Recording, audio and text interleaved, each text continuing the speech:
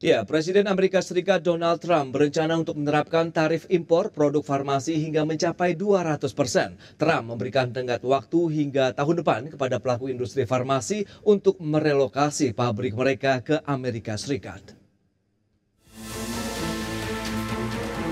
Presiden Amerika Serikat Donald Trump kembali membuat gebrakan baru yang dikhawatirkan akan kembali menekan perekonomian global. Sebelumnya, Gedung Putih telah mengeluarkan kebijakan kontroversial berupa tarif resiprokal yang memicu terjadinya perang tarif global. Kali ini Trump menyasar sektor farmasi dengan rencana pemberlakuan tarif impor produk farmasi yang besarannya bisa mencapai 200%. Rencana penerapan tarif impor produk farmasi tersebut didasari kepentingan dalam negeri pemesan untuk memperkuat kapasitas produksi obat di dalam negeri agar tidak terlalu bergantung pada impor. Pemerintah Amerika Serikat juga meminta para produsen farmasi global untuk merelokasi pabrik obat ke Amerika Serikat, sebab jika tidak maka akan dikenakan tarif hingga 200%. Meski demikian, pemerintah Amerika Serikat masih memberikan tenggat waktu sekitar 1 hingga 1,5 tahun bagi produsen farmasi untuk memindahkan kegiatan produksi obat-obatan mereka ke dalam negeri. Berbagai sumber untuk ID Action.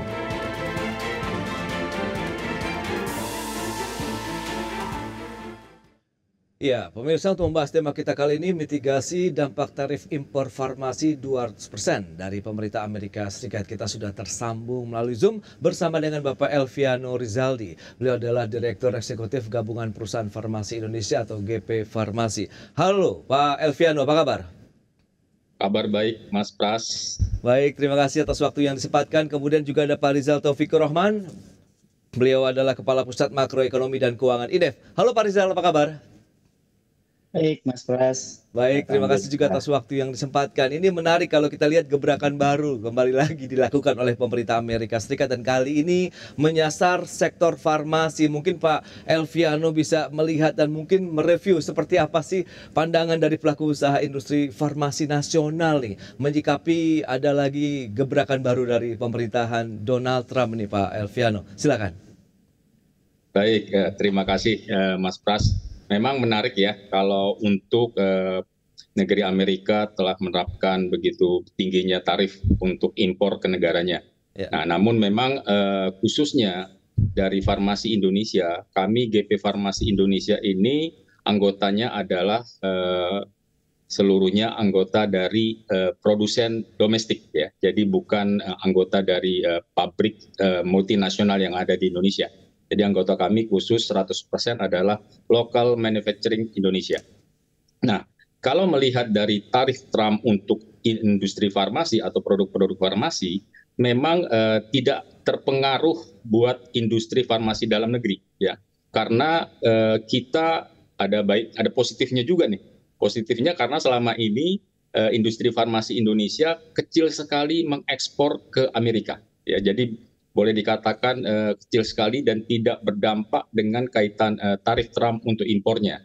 Jadi kami dengan tarif Trump untuk farmasi Indonesia, GP Farmasi Indonesia anggotanya tidak berdampak sama sekali, Mas Pras. Karena tadi memang ekspor kita boleh dikatakan kecil sekali ke Amerika. Jadi tidak terlalu pengaruh, tidak ada pengaruhnya lah boleh dikatakan begitu. Karena negara Amerika sendiri kan akan memilih produk-produk yang tentunya mereka lebih inginkan yang produk yang sudah lebih advance ya dibandingkan dari produksi yang dilakukan di Indonesia. Baik Pak Irfan, ini menarik ini begitu, tidak memberikan dampak yang signifikan. Nah, lantas Pak Rizal, Anda melihat seperti apa kalau kita bicara mengenai sektor industri manufaktur Indonesia dengan adanya kebijakan-kebijakan Trump yang menyasar beberapa sektor ataupun industri dan kali ini adalah farmasi begitu? Ya, kalau kita, silakan Pak Rizal. Ya, Pak Rizal. Maaf. Ya, baik, makasih. Jadi kalau kita lihat tadi disampaikan Pak Elviano ya, bahwa kita itu justru yang paling tergantung itu adalah impornya ya, terutama impor dari China dan hampir 60% ya impor, 90% impor dari China dan India dan juga Uni Eropa. Dan secara langsung ini tentu akan berdampak pada market share farmasi Indonesia ke Amerika karena market share-nya sangat kecil gitu ya. Tidak sebesar tekstil, alas kaki atau CPO gitu yang nilai ekspor farmasi Indonesia ke Amerika itu menurut CIC misalnya ya 2024 diperkirakan sekitar 200 juta per tahun ya. Tapi meskipun demikian, saya kira secara tidak langsung kebijakan ini punya potensi meningkatkan persaingan di pasar Asia Afrika nih ya, karena produsen farmasi global akan mengalihkan produknya ke negara lain, Pak Elviano ya dan Mas Pras, dan tentu ini juga akan menyulitkan ekspansi merek farmasi Indonesia yang sedang mencoba masuk pasar Amerika ya, dengan jalur over the counter dan herbal nih ya. Nah, tapi tentu meskipun demikian ya, meskipun katakanlah Indonesia ya ekspor farmasi ke Amerika bukan kontributor utama, namun dampak kebijakan ini tadi punya potensi memicu oversupply di pasar regional, tekanan pada positioning merek farmasi Indonesia tadi ya, dan juga yang paling penting adalah bagaimana efek reputasi dan standar apa yang mungkin ya dari sisi strategi industri ini menjadi sinyal keras bagi ketahanan farmasi nasional yang harus segera diperkuat ya, terutama melalui investasi hulu dan substitusi impornya gitu. Baik, jadi sebenarnya kalau kita lihat siapa yang disasar adanya kebijakan ini, Pak Rizal, begitu dari Donald Trump sendiri begitu. Apakah memang produsen-produsen farmasi global begitu yang mereka juga akhirnya berinvestasi justru di negara lain karena mungkin ada hal lain yang menjadi dasar mereka harus pindah ataupun memproduksi di negara lain untuk industri farmasinya Amerika Serikat sendiri misalnya, Pak Rizal? Ya, yang pasti logikanya adalah tetap Amerika itu punya alasan menerapkan tarif tinggi ya. Amerika punya kebijakan American First dan untuk ketahanan industri dalam negeri mereka gitu. Apalagi kita diberikan waktu untuk membangun industri farmasi di Amerika gitu ya. Yang kedua, tetap mereka itu ada kesenjangan raca dagang Amerika di sektor farmasi. Yang notabene meskipun volume ekspor farmasi dengan Indonesia ke Amerika kecil, tapi Indonesia itu masuk dalam kategori negara surplus dagang dengan Amerika, Mas Pras. Ya secara agregat nih gitu ya. Dan hampir 20 miliar US dollar ya tahun, dan farmasi ini juga menjadi salah satu subsektor yang ditargetkan ya. Kemudian efek domino dari tarif ke China dan India. Apa? Karena Indonesia itu selama ini impor untuk kimia dan farmasi itu dari dua negara ini nih paling besar, yaitu China dan India gitu. Nah, tentu yang paling hal yang perlu diperhatikan adalah rasionalisasi ekonominya bagaimana begitu ya. Jadi secara ekonomi memang Indonesia ini bukan pemain besar di ekspor farmasi global. Namun Amerika tidak semata-mata mempertimbangkan volume dagang, tapi melainkan ingin mendesain ulang rantai pasok globalnya. Kemudian menyasar negara yang belum memiliki kesepakatan dagang atau FTA dengan Amerika misalnya, termasuk juga mau menggunakan tarif sebagai alat atau bargaining tools ya di dalam negosiasi dagang dan politiknya Amerika begitu. Oke, lantas antisipasi ataupun mitigasi yang sudah disiapkan dari pelaku industri farmasi kita akan bahas nanti di segmen berikutnya, Pak Elviano dan Pak Rizal. Kita akan jeda dulu sebentar ya. Dan pemirsa, kami akan segera kembali usai pariwara berikut ini.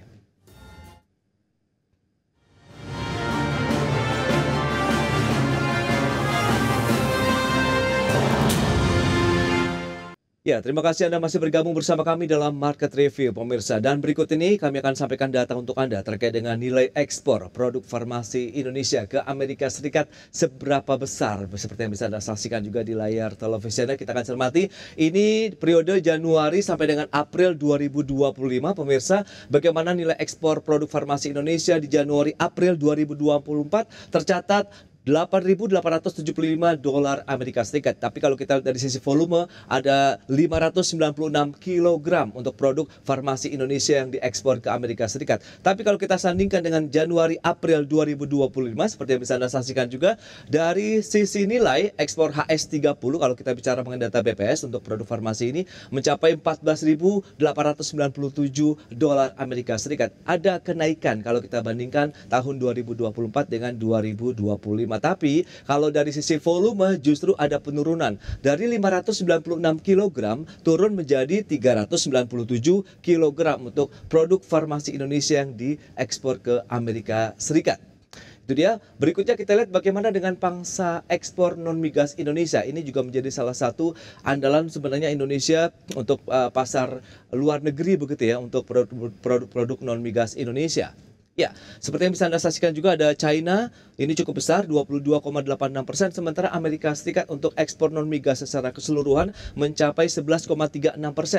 Menyusul ada ASEAN juga secara keseluruhan, negara-negara ASEAN menyumbang 20,59%, sementara ada Uni Eropa 7,16%, India 6,77%. Nah, ini adalah beberapa poin yang tadi sempat disampaikan juga oleh Pak Rizal, begitu ada China, India ini yang menjadi beberapa negara yang mungkin memberikan impor ataupun mereka mengekspor produk-produk farmasi ataupun bahan bakunya ke Indonesia. Sementara negara lainnya mencapai 31,26%.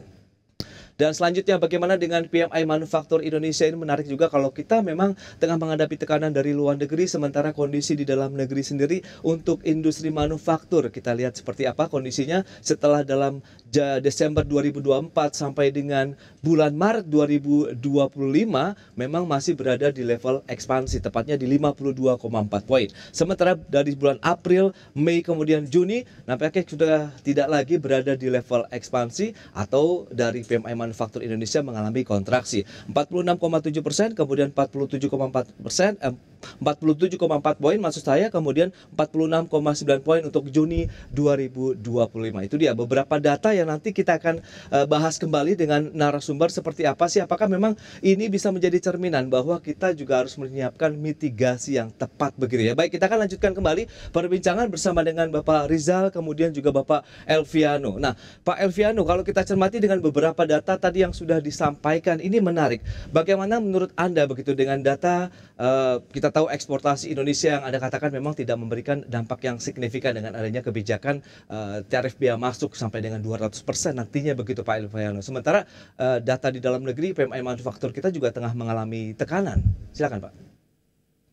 Baik, terima kasih Mas Pras. Memang kalau tadi seperti di awal saya sampaikan, untuk ekspor Indonesia, farmasi Indonesia ke Amerika itu tidak berdampak. Yang kita khawatirkan adalah dari negara-negara lain, khususnya China dan India, yang terkena dampak tarif Trump, mereka yang kita khawatirkan mencari pasar ekspor baru, ya, yang hilang di Amerika, yang kita khawatirkan masuk ke Indonesia. Tapi kami percaya dan yakin pemerintah saat ini dan sudah berlangsung sampai dengan hari ini bahwa regulasi yang dilakukan oleh pemerintah Indonesia terhadap pabrik farmasi atau farmasi Indonesia adalah bahwa obat yang bisa diimpor masuk secara utuh tanpa diproduksi di Indonesia adalah obat-obat yang memang belum bisa diproduksi di Indonesia. Jadi hampir 90% ya, produk obat yang diproduksi yang ada beredar di Indonesia, yang dikonsumsi masyarakat Indonesia, itu semuanya sudah diproduksi di dalam negeri. Jadi kita percaya dan yakin pemerintah tetap membuat regulasi, mempertahankan regulasi yang sudah ada, menjaga agar jangan sampai produk China atau India yang masuk ke Indonesia itu adalah produk obat jadinya. Memang permasalahan kendala kita di Indonesia saat ini bahwa 90% lebih bahan baku obat kita masih impor dari China dan India. Jadi bahan bakunya yang kendala kita di Indonesia. Namun pemerintah sudah membuat kebijakan bagaimana agar supaya Indonesia juga membangun industri bahan baku di Indonesia. Saat ini sudah ada beberapa jenis molekul obat yang sudah diproduksi bahan bakunya di Indonesia.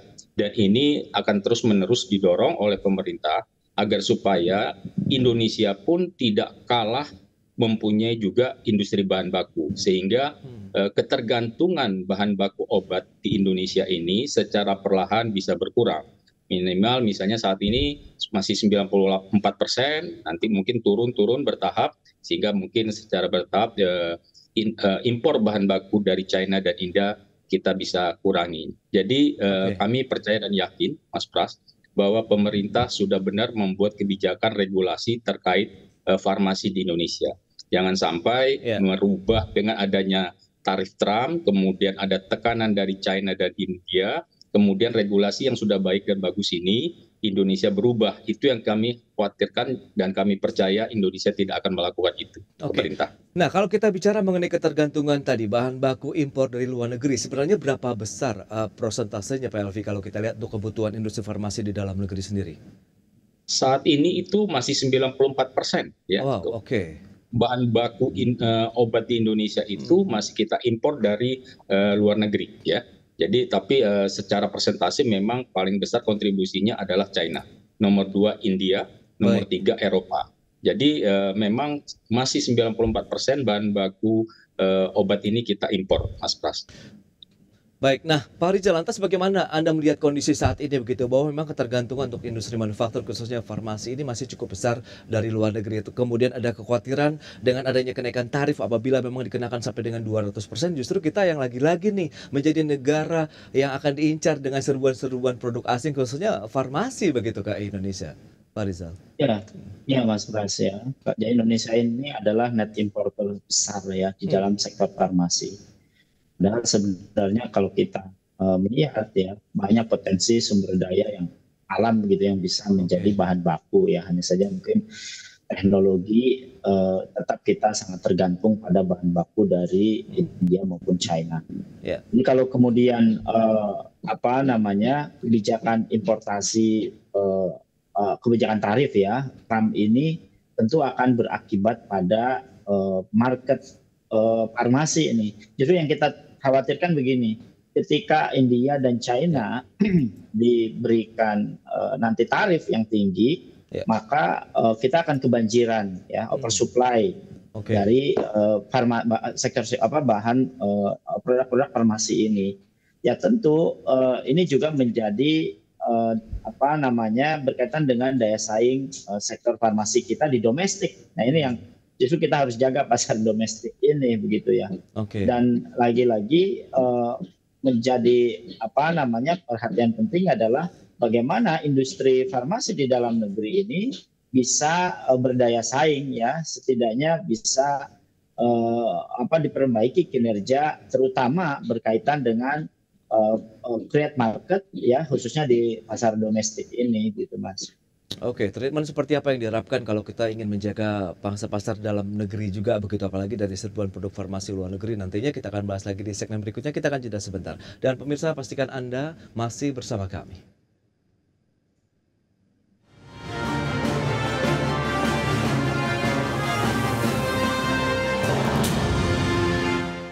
Ya, terima kasih Anda masih bergabung bersama kami dalam Market Review, dan kita lanjutkan kembali perbincangan bersama dengan Bapak Elviano Rizaldi. Beliau adalah Direktur Eksekutif Gabungan Perusahaan Farmasi Indonesia atau GP Farmasi Indonesia. Kemudian juga ada Pak Rizal Taufikur Rahman, Kepala Pusat Makroekonomi dan Keuangan Indef. Ya, menarik kalau kita cermati dengan beberapa langkah mitigasi antisipasi. Mungkin Pak Elviano bisa menyampaikan apa yang sudah dilakukan, mengingatkan sebenarnya kebijakan Trump ini sudah cukup lama begitu. Apakah diversifikasi negara tujuan ekspor sudah dilakukan? Kemudian bagaimana penguatan pangsa pasar dalam negeri ataupun di domestik sendiri juga sudah dilakukan sejauh ini, Pak Elviano? Baik, terima kasih Mas Pras. Jadi memang anggota kami dari GP Farmasi, produksi pabrik farmasi di domestik, saat ini sudah melakukan ekspor, tapi ekspornya masih di negara-negara ASEAN dan Afrika, Mas ya, Afrika. Jadi tetap kami akan melakukan pengembangan pasar. Ada beberapa anggota kami juga melakukan ekspor ke negara-negara Eropa, sudah cukup banyak, maupun ke negara Rusia atau yang lainnya, pecahan Rusia. Jadi kami melihatnya bahwa walaupun Amerika melakukan tarif yang akan tinggi untuk ekspor ke Amerika untuk farmasi, kami dari Indonesia, produsen farmasi Indonesia tidak khawatir karena masih besar pasar-pasar di negara lainnya untuk kita lakukan ekspor. Ya.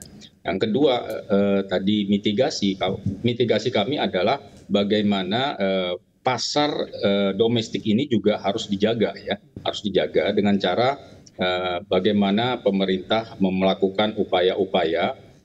Khususnya misalnya kami berharap budget anggaran health spending kita itu masih 2,9% terhadap GDP. Nah ini kalau pemerintah bisa menaikkan sekian persen sedikit lagi, itu menjadikan pasar domestik kita menjadi sangat besar ya. Dan ini akan mempengaruhi kinerja daripada produsen dalam negeri.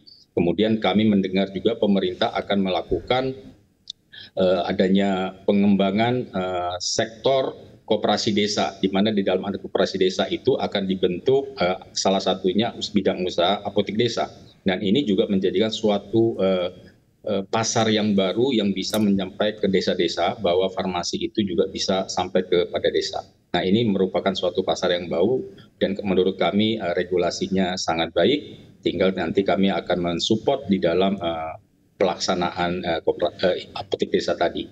Dan perlu saya mungkin tambahkan sedikit, Mas Pras ya, terkait dengan statement Pak Rizal bahwa Indonesia mengimpor bahan baku dari 94% tadi ke India dan China. Ini adalah bahan baku kimia ya. Jadi bukan terkait dengan herbal, bahan alam ya. Jadi saat ini memang pasar obat di dunia itu masih didominasi dengan obat kimia, bukan obat berbahan alam. Jadi kuncinya adalah kalau Indonesia ingin membangun adalah membangun industri bahan baku obat kimia. Namun masalahnya saat ini untuk bahan baku obat kimia ini Indonesia juga harus membangun industri kimia dasarnya. Nah, ini Indonesia yang belum ada industri kimia dasar untuk farmasi. Jadi kami berharap pemerintah juga mendorong agar supaya industri bahan baku obat kimia ini bisa dibangun di Indonesia, tetapi juga harus dibangun industri kimia dasarnya. Karena yang ada saat ini beberapa industri yang sudah membangun industri bahan baku obat kimia, mereka juga melakukan impor terhadap kimia dasarnya. Jadi excipientnya mereka melakukan impor juga dari China. Jadi tidak 100% sudah diproduksi secara total itu di Indonesia. Jadi ini adalah suatu sistem ya yang menurut saya ekosistemnya harus terbangun. Jadi kalau dikatakan kita tergantung dengan bahan baku kimia dari China dan India, karena memang Indonesia tidak ada industri bahan baku kimia dasarnya, Mas Pras ya. Jadi nah untuk merubah menjadi misalnya tadi Pak Rizal katakan kita cukup banyak herbal yang bisa kita lakukan untuk menjadi bahan baku. Nah, memang berbeda. Obat herbal sama obat kimia ini berbeda sekali ya. Jadi memang tidak bisa langsung switch ya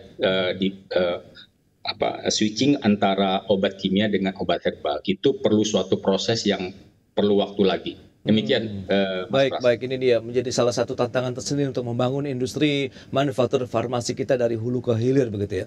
Nah, Pak Rizal, Anda melihat sendiri bagaimana langkah upaya pemerintah begitu mengingatkan kita tahu pemerintah juga terus melakukan upaya-upaya dengan adanya kebijakan Trump ini menjalin kerjasama dengan organisasi ekonomi lainnya. Terakhir kita tahu BRICS begitu. Apakah ini bisa menjadi salah satu ya momentum kita nih untuk memasuki pangsa pasar negara-negara anggota BRICS yang kita tahu ekonominya juga akan cukup besar begitu, Pak? Ya, saya kira salah satunya ya treatment yang harus segera dilakukan oleh pemerintah adalah dari sisi ekspor dan diplomasi market. Ya, di mana bangsa ekspor tadi disampaikan oleh Pak Elviano, katakanlah itu masih kecil terbatas di ASEAN. Tentu negosiasi FTA atau PTA khusus produk farmasi dengan Afrika, Timur Tengah plus juga anggota BRICS. Nah, tentu yang paling penting lagi adalah bagaimana treatment dari sisi hulu. Ini disampaikan juga ya dari sebelumnya bahwa kita itu ketergantungan terhadap aktif paramedical ingredient impornya lebih dari 90%. Iya.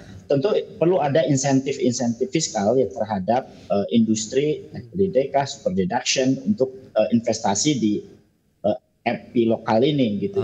Nah, problemnya Mas Pras, kurangnya ekosistem riset nih. Jadi kalau ingin membangun industri kimia dasar itu ekosistem riset ya berkaitan dengan kimia farmasi itu harus kuat gitu. Ya kita lihat dana riset berskala besar ya dalam pengembangan bahan baku lokal ini juga masih belum optimal.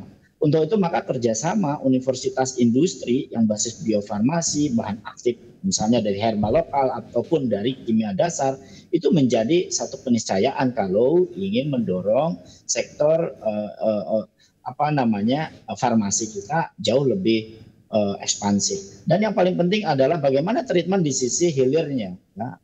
Bagaimana pasar lokal itu yang didominasi generik dan produk-produk impor itu mesti didorong untuk melakukan fasilitasi gitu ya, terutama di dalam standarisasi pabrik nasional sesuai dengan GMP global. Supaya apa? Supaya di market itu semakin luas, ekspor kita semakin sesuai dengan market global gitu. Apa yang harus dilakukan misalnya? Karena sertifikasi globalnya masih rendah nih, fasilitas sertifikasi WHO-nya, FDI-nya, ISO, melalui lembaga pembiayaan ekspor juga menjadi penting gitu, Mas. Ya itu dia, berarti memang masih ada beberapa tantangan dari domestik sendiri juga, di mana diharapkan kebijakan pemerintah yang pro terhadap kondisi saat ini begitu, kemudian bagaimana kebijakan fiskal diharapkan untuk bisa meningkatkan lagi industri hulunya nih untuk sektor manufaktur khususnya farmasi, kemudian riset dan developmentnya itu seperti apa, pemanfaatan teknologi dan lain-lain. Baik, Pak Elviano, kemudian Pak Rizal, sayang sekali waktu terbatas, terima kasih banyak atas informasi, update dan juga insight nih yang sudah diberikan kepada pemirsa ID Excel pada hari ini. Selamat melanjutkan aktivitas Anda kembali. Salam sehat, sampai berjumpa kembali Pak Elviano, Pak Rizal. Terima kasih Pak. Terima kasih Mas. Terima kasih Mas Rizal. Ya.